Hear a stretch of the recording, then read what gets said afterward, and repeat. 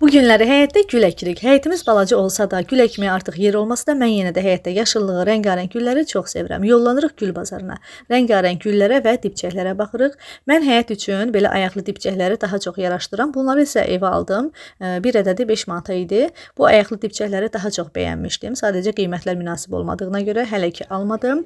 Və burada gəlirik, axşam bazarı olduğuna görə xala güllərin hamısını çox münasib qiymətə verdi. Bu ağac idi, gül idi, adını tam bilmədim. Bunu bildim ki, sırxa gülüdür. Beləliklə güllərimizi maşının arxasına yığıb yollanırıq evə. Evə gələn kimi isə başlayırıq güllərimizi əkməyə. Torpaqda aldıq. İlk bu gülü əkməyə başlayırıq. Necə gözəl görsənir ağqab həqiqətən də.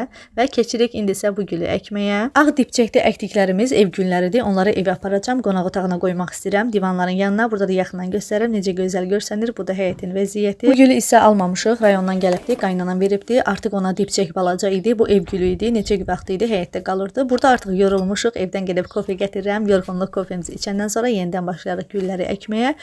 Bu gülün dibçəyi balaca idi deyənə dəyişdik. Həm də ki 2 dənə çıxmışdı deyənə ayırdıq. Burada yasəmən ağacı əkirik. Xaladan yasəmən ağacı da almışdıq və burada gülləri sulayıram. Artıq güllərin hamısını əkdik, bitirdik. Çox gözəl görsənir. Bu da son. Onu da deyim ki, güllərin heç birinin adını tam bilmirəm.